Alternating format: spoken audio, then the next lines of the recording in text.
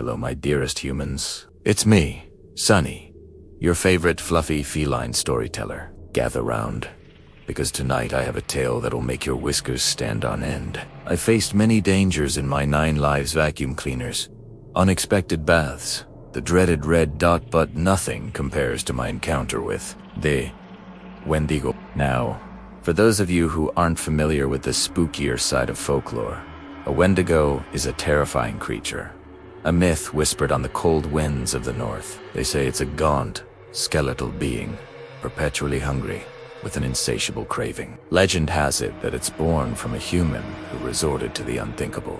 It's tall, emaciated, and moves with a chilling speed, often associated with winter, starvation, and the deepest, darkest forests. Its very presence is said to bring a sense of dread and icy cold. So, picture me, a sophisticated house cat, accidentally locked outside one freezing evening, wandering near the edge of the woods that border our backyard. The air grew unnaturally still. The usual chirps of crickets and rustling of leaves stopped. An icy chill crept through my fur, far colder than the winter air. I felt eyes on me, and it wasn't the nosy squirrel from next door. From the shadows, I saw a shape detach itself from the trees. It was tall, impossibly thin, like a stick figure drawn by a nightmare. Its limbs were too long, and its head was crowned with what looked like antlers against the pale moonlight. My instincts screamed. This wasn't a dog or a coyote. This was wrong. It moved with a jerky, unnatural gait, and a low growl rumbled in the air. A sound of pure hunger. My heart pounded against my ribs like a trapped bird.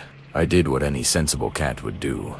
I puffed up my fur to look twice my Caesar. Truly intimidating. Fluffy cloud of Terroran let out a hiss that would make a dragon reconsider, but the creature just tilted its head, its shadowy form taking another step closer. My courage faltered. It was now or never. I darted, not toward the house, but along the fence line. A gray blur against the snow. It was fast, terrifyingly fast, its long limbs covering ground in huge strides. I could hear its raspy breathing, a sound like dry leaves scraping on pavement, right behind me. I zigzagged, using my superior agility, diving under a low-hanging pine branch, just as a clawed hand swiped at the air where I'd just been. I saw a small gap under the porch steps, my only chance.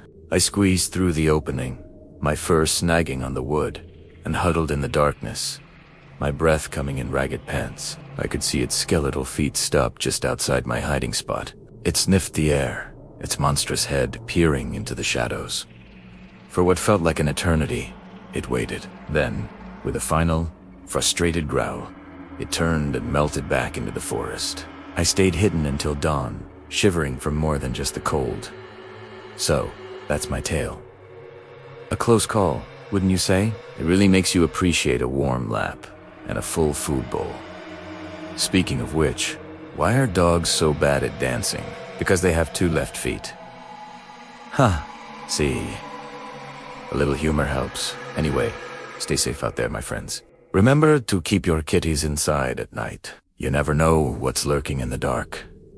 Thanks for listening. Don't forget to give your own furry friends a cuddle for me. Bye for now.